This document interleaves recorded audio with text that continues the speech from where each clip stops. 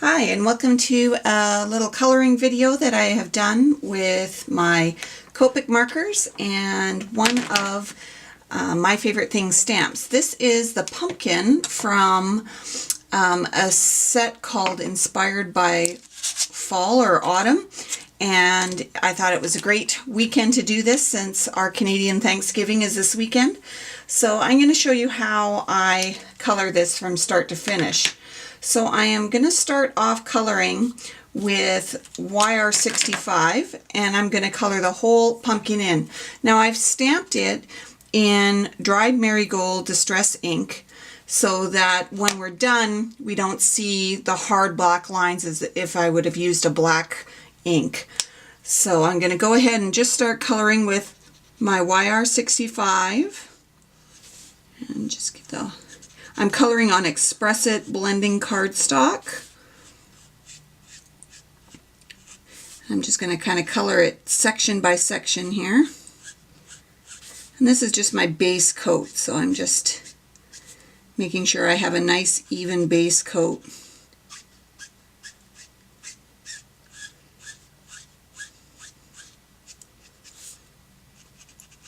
The great thing about this stamp is that it's got a lot of little stippling marks that kind of show where your shading or your shadow should fall.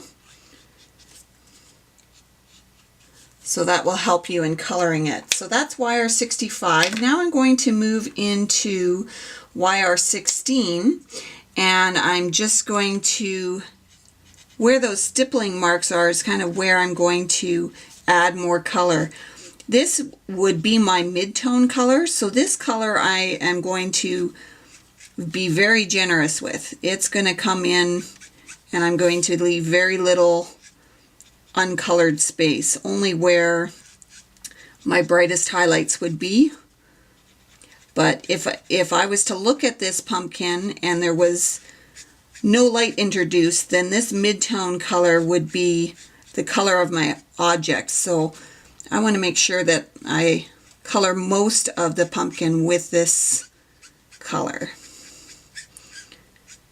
So this is where the largest highlight occurs here. So I'm going to leave a larger open space there.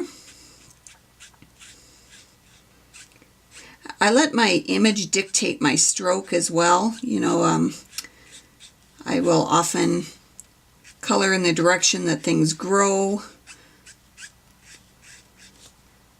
And when an object like this has kind of a rounded appearance to it, I often will color in more of like a rounded stroke.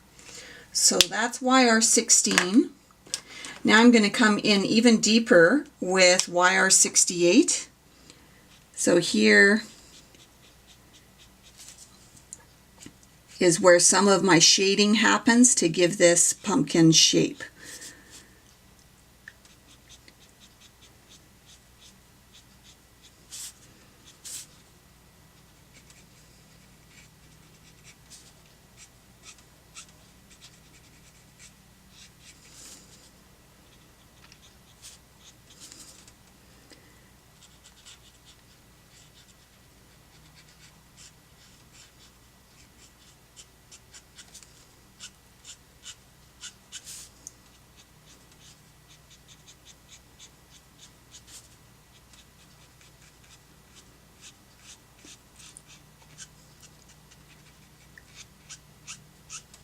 So you can see that I go, you know, a good third or almost halfway in with this YR68. Because I really like my pumpkins to be definitely more of a richer color. Don't want your pumpkin looking sick.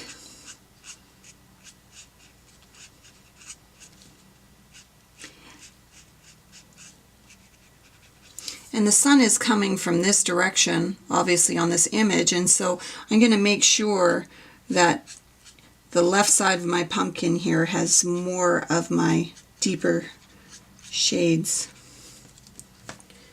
All right. And then one last color here in the pumpkin shades, and that's YR09. So here's where I'm going to be adding more to this side of the pumpkin that falls into shadow.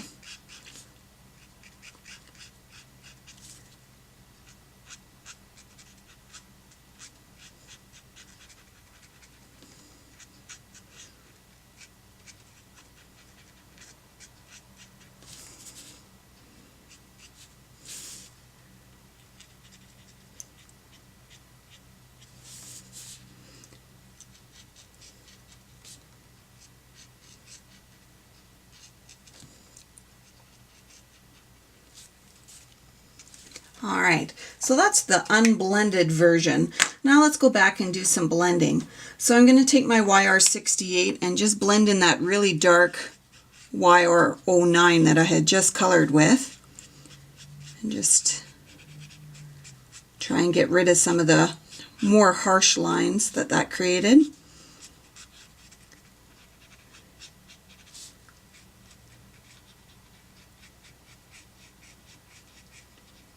It doesn't take much, they blend quite nicely together.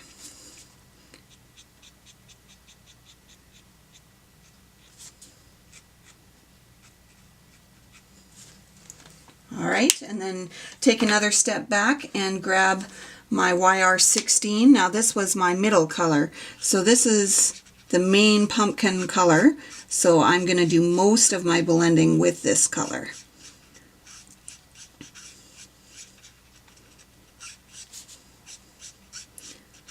Going right over some of those highlights. I'm going to maintain these ones here.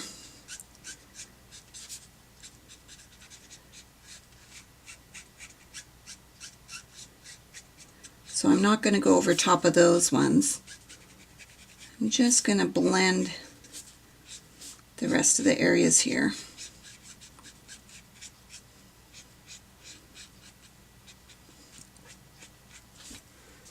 Alright, now that lightest highlight color was my beginning base color, which was my YR65. So I'm going to go and smooth out these highlights a little bit. But what I really want to do to them is actually interject some color of light. And so I'm going to pretend that it's, you know, just before sunset, so at that nice golden hour period of time. And I'm going to come in with some YR31 and add some of that golden yellow highlight in. So I actually have my color of light spilling onto my image here. So color of light also means that there would definitely be color in the shadow. So for the shadow color, I'm going to grab my BV02, which is like a complementary color to the YR31 that I did my highlights in. So my deeper shadows, a little bit of blue violet over top of these dark YR areas, are going to make it look a little bit more like a realistic shadow.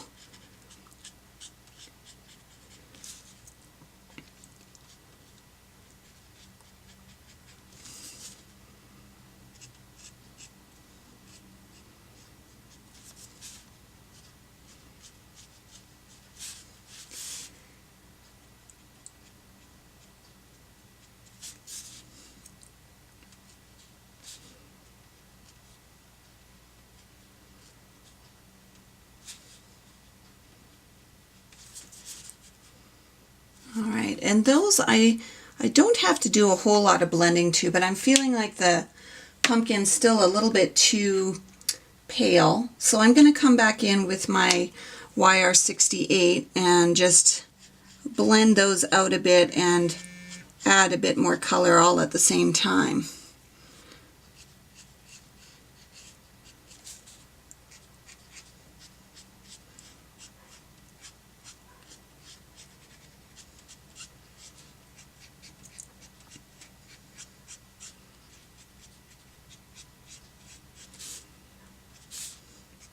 That's the nice thing about working from light to dark, is you can always build and add color if you feel that something isn't quite dark enough. It's so easy to go in and build your color, versus if you've started too dark and then you're trying to take away color.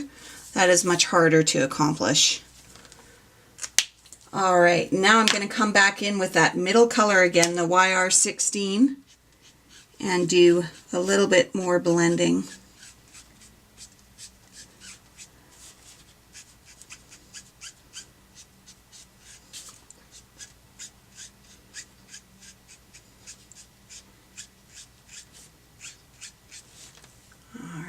And back in with my YR31 just to maintain those little golden highlights.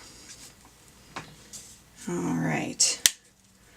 I think I'm going to go in with a little bit more of a duller blue violet. So I'm going to grab my BV20 and just add some more shaping and shadow to the areas that are on the right side of the pumpkin here, just so it doesn't look funny, like as if it's all just really dark on the left and really bright on the right. To add a little bit of belonging, I guess.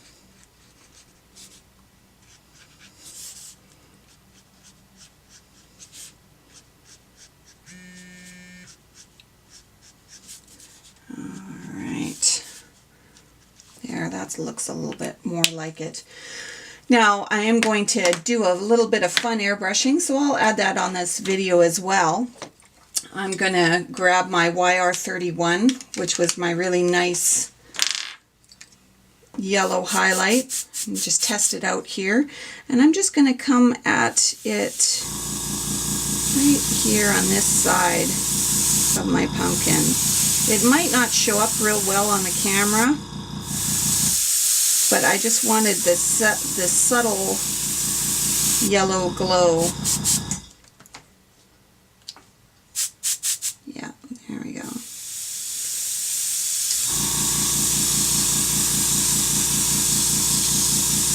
So if we have the yellow coming from this side, then its complementary color would be on the back side. So I'm going to grab this BV20 and I'm going to see what that looks like. If I add a little bit of this shadow just over to this side. It's very subtle.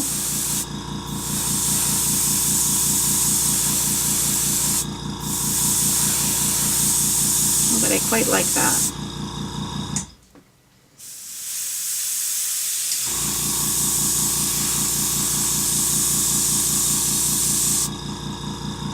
Right. And then I'll color in the leaves and the stem yet, but you get the idea. And when you're done, I love it that the pumpkin looks like it was drawn and colored and not necessarily stamped. And so thanks for watching, and I hope you have a happy Thanksgiving.